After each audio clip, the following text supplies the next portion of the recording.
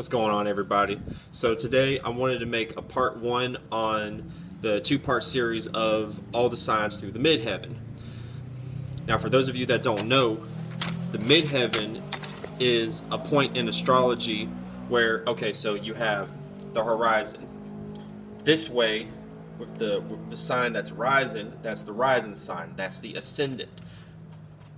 Over in the western horizon, where the sun sets, that's the descendant.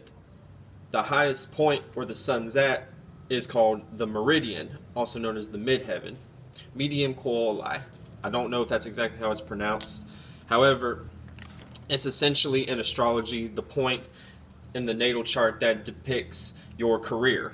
This is also going to dictate the kind of energy that you present to the world. Your ascendant is like your first impression, people's first impression of you, your physical appearance, the way you present yourself. The midheaven is going to be correlated upon what you're known as, what people see you as when you go out in the world, your reputation, the energy that your reputation carries with you, that side of yourself. So starting off with Aries, midheaven and Aries. So the midheaven and Aries, your career path, you're going to be highly energized. You know, this is the ruler of Aries is Mars. So Mars is going to play a strong role in how you're presented. And also Mars is exalted in the 10th house, aka the midheaven. So already with the Aries midheaven, you're going to already play out energies of maybe going too far with business ideas, because the midheaven rules business and career. So you may also want to try to take charge. You may always want to try to be the first. You know, Aries is the first sign. It's the head. It rules the head in astrology. So you might let your ego get to your head in your career, and you might be the kind of person that always wants to take lead and always be first and always want to be known as the one who initiated the plan in your career. Now, in general, the energy you carry is highly expressive. You always bring a spark of life in whatever career that you put yourself in. And in a lot of different ways, you end up being an innovator in whatever career you're in, because Aries is cardinal fire, and fire is creativity and initiation and spirituality. So you may be someone who creates a whole new spiritual system in a lot of different ways as your career. It could play out in a lot of different ways. You could, whatever field you're in, it could be the first of what's in that career or in that field. Now, with the midheaven, the exact opposite of the midheaven is called the IC. Can't pronounce exactly what it's actually called, but the IC is essentially the 4th house. It's like below, it's like right underneath our feet, perspective-wise. Like how you have the ascendant, which rises in the east, descendant sets in the west, midheaven, the highest point, the descendant will be the lowest point. And that represents home, how we grew up, our childhood, our domestic problems, and deep subconscious things that are rooted into us via the things we've been through in our childhood. So with an Aries midheaven, your IC is going to be Libra, 9 times out of 10. So with your IC being in Libra, this is going to dictate that in the home, the way you grew up, was a lot of your siblings may have been very relatable. Your parents may have had a lot to give to you in order to relate to other people. You know, Libra is ruled by Venus, so your home life was very loving, very relatable, very giving, very appreciative. You appreciated a lot probably growing up. And your parents may have been, into law and order, because Libra rules the scales and it rules balance. So it's very possible that energy could have trickled down into the home as parents who were into paralegal or lawyers or attorneys. But in your childhood, you ended up having a lot of friends to relate to, and probably growing up, all the friends you went to school with were very relatable to you. So in this case, you built self-esteem and confidence in your speaking abilities, because Libra is cardinal air, and air represents speaking, communication, public speaking. Once again, cardinal represents being the first, being able to create, spark up new, and initiate. Which means that you're going to initiate new conversations. You're always going to be social. You're going to be a social butterfly within your home, and that trickles down into, elementary school or wherever you're being social at, because the 4th house is close to the 3rd house too. And the third house represents sociability at an early age. But that energy of you being relatable in the home trickles down to you being able to have the energy in your midheaven, in your career, outside of the home, to be able to have so much energy and want to take charge of a situation because you know how to talk to people, you know how to sway people with your words. You know what I'm saying? It could these opposite energies trickle down into many different aspects. Moving on to the Taurus midheaven. Now, the Taurus midheaven, this is going to represent a career or a way that people look at you as always being stable, always being secure, always being good with your money, always being able to time things perfectly so that when bills are paid, you're able to, go into your savings, wherever you keep your saved money at, your saved resources at, and pay off those expenses. And also, Venus rules Taurus too. So your career is going to be very Venusian-like. And it's going to be very appreciative. You're going to be very caring. You're going to want to support people in the career that you're in, whatever career that you may take on. You may be a beautician because this is fixed earth. You know what I'm saying? Fixated. This is stability and earth, practicality, things you can touch, tangible shit. Security. You may be a beautician because Venus deals with beauty too. You may be a beautician. You may be a builder, a designer. You know what I'm saying? We're dealing with fixed earth, stable earth. You may be a gardener, which deals with planting seeds because Taurus is ruled by the second house too, and the second house is also dealing with planting seeds. So that energy plays out too. So this could be your career. Your career could be anything dealing with money too. You could be a banker. You could be the head of a bank because 10th house is your status. This is what everybody knows you for. So you may be the kind of person that's actually like wanting to create an image of you have your shit together and you know what you're doing financial wise and living wise and security wise. Now with your Taurus being your midheaven, 9 times out of 10 your IC, your 4th house, is going to be Scorpio. So in the home life there was a lot of secrets going on. There was a lot of things probably kept from you as a child that later on in life, if you were revealed these things, you may have either gained more confidence in your own life or resentment. Pardon me. Or more resentment. And at this point, in that point of your life, you would want to come to the conclusion that you would like more security. You would like for people to be more secure with you, and so you could be more trustworthy with these people because the earth element deals with trust and practicality, things that make sense. Trust makes sense.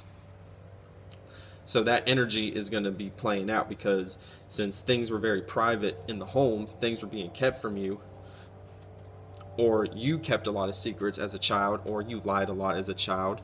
This may play out, and there was a lot of dark shit going on in your childhood.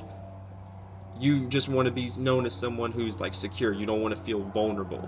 That's the main thing with a Taurus midheaven. You don't want to feel like people can just get over on you, because people think that they can get over on Taurus energy because Taurus energy is nice, but if you cut at a tree too long, it'll eventually fall over and it may fall onto you and kill your ass. So now let's go on to the Gemini midheaven.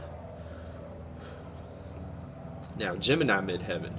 So with this is going to be the career that you take on is going to be someone who may be into sales, because Gemini is mutable air, and mutability means adaptability and being able to actually go with the flow of whatever energy is going on.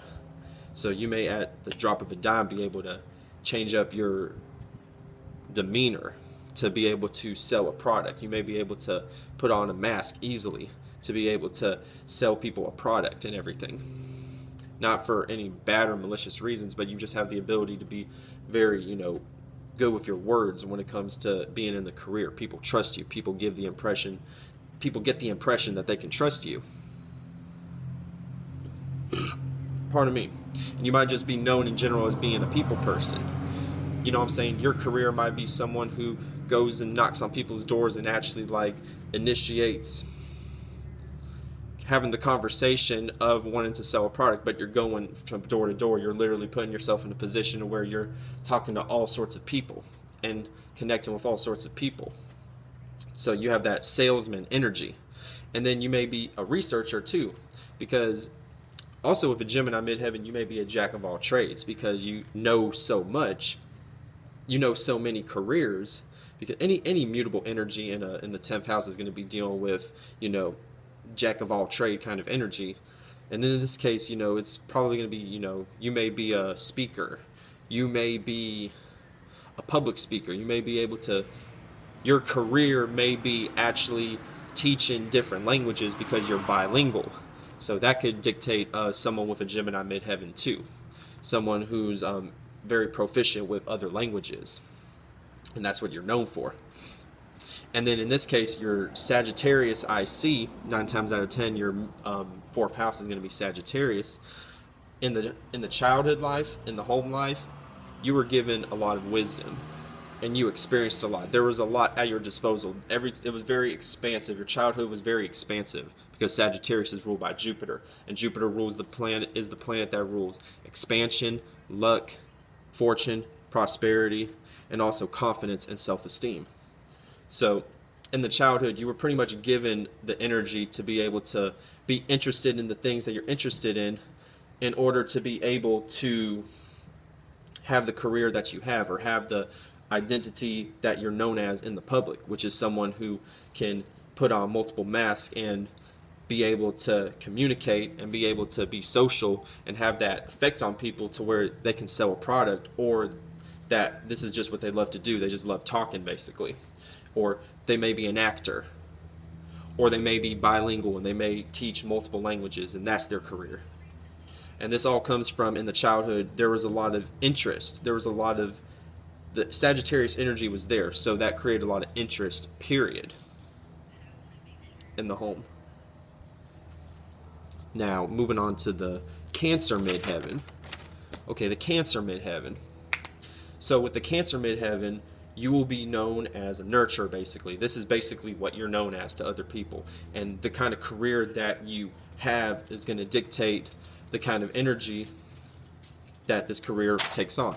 So, it's very possible that you may be a cleaner. You may go to people's houses and you may housekeep. You know what I'm saying? Just that energy of being able to nurture people in any kind of way, because that's a motherly task in a lot of different ways, cleaning a house. So that's what your career is. That's what you're known for. That's the things that you could take on. And I'm saying, you may have a career in cooking, because cooking is, once again, a care and nurture and need. Cooking food to take care of your body and everything, keep your body in health. That's a nurturing process. And you may be a babysitter. That might be your career. You know what I'm saying? Anything having to do with that Cancer energy, caring for people, doing motherly duty tasks, that's going to be what you're known for. And also, you're just, whatever career you're in, you have a very much an emotional attachment to your career, and you will do anything to keep your emotions secure in the career that you're in, because you're comfortable with it and you don't see yourself being in any other career. That's how it would play out too. You feel very secure here. Now, in the IC, the 4th house, we have Capricorn here. So in your childhood, there were a lot of boundaries. There was probably a lot of walls built up to where you probably couldn't run around the block. You probably couldn't go to the next street. Probably had to, be home on time. You know what I'm saying? Had to be in the books, in the math books, in the English books, in the science books at a certain time. And, the parents may have been strict, but if they weren't strict, they were structured, and they may have had jobs that were practical, and they may have had jobs that were, building, that deal with building. They may have had jobs that dealt with keeping everything secure. Everything was practical. Their jobs that they had were practical, and they were the best at their jobs. That's another thing that could play out. Your parents were probably very practical and very much the best at their job. Alrighty. Now, with the Leo midheaven, the Leo midheaven is going to dictate a career will have you basically in the limelight. Whatever thing that you're involved in, career-wise or business-wise or, status-wise, there's going to be a lot of light onto you. You know what I'm saying? You're not going to be able to be missed. People can see you a mile away. Mike Tyson has a Leo midheaven, so he plays out the energy to where you could see him. Oh shit, sorry about that. You could see him coming a mile away, and he's very, has that energy. Especially back in the day, he's more calm now. He's jumped more into his Sagittarius moon side, but at the same time, he was very much in the limelight. And at the same time, people who have this energy may play out the energy of where they may want a lot of attention, even though deep down that may not be what they're trying to do. It ends up playing that way anyway. It ends up playing out that way anyway. And then at the same time, Leo deals with entertainment too. So the kind of career that you may be in, you may be a pop star, you may be a actor, you may be a Jim Carrey also had a Leo midheaven. So he has the ability to be very flamboyant on stage, and he has the ability to be very, entertaining and very much like, like a fixed fire energy. Like you see him, like once you see Jim Carrey, you can't keep your eyes off him kind of energy. And then, what I'm saying, whenever you're out and about, kind of how people know who you are is that you appear very flamboyant. You may dress up really colorfully. You may wear colorful clothes. You may wear your hair a certain way or something like that. You may wear colorful hairstyles or something. So in the home, hold on, let me make sure. So in the home, you were very unique.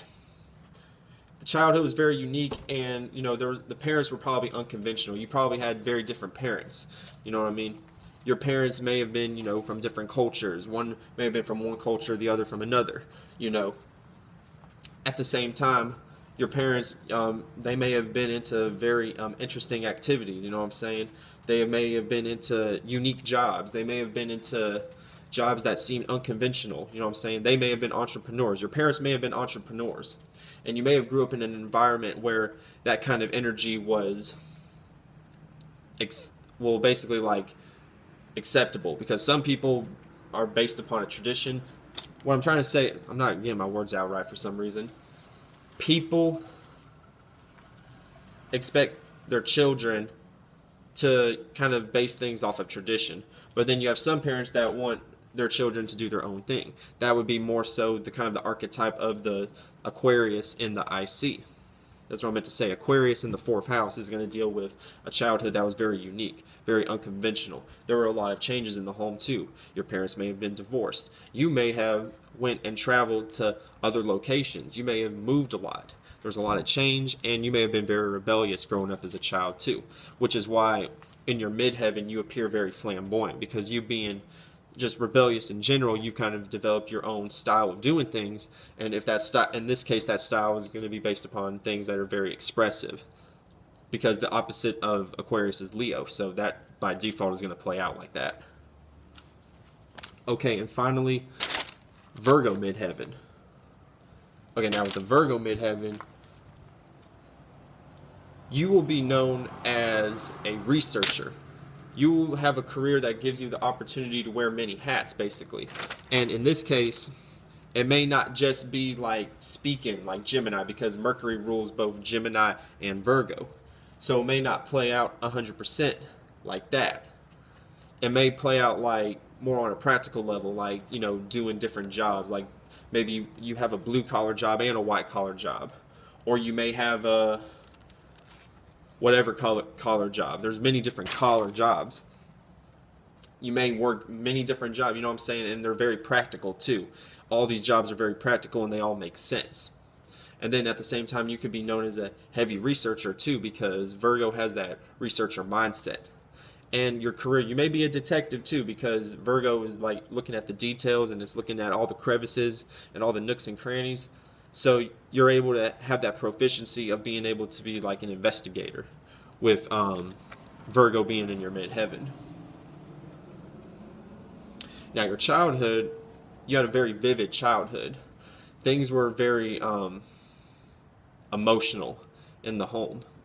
Things you may have even had, your parents may have been drug addicts possibly, because Pisces deals with that illusionary based energy, and if it wasn't that, they may have like sold you a dream, or the house may have been extremely religious, depending on whatever religion it was. But at the same time, some sort of spirituality was based within the home, and at the same time, that spirituality could be either positive or negative, because the spirit is always going to have positive and negative attributes to it. But at the same time, you may have been emotionally supported as a child if you have Pisces in the IC in the 4th house. All your relatives, all your family members were very empathic towards you.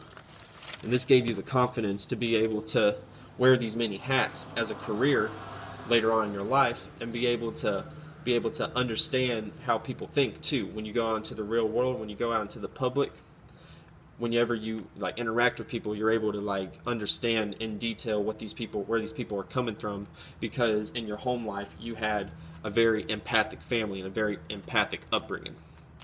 And that's part 1 of the Midheaven series. We're getting to part 2 later on. Peace.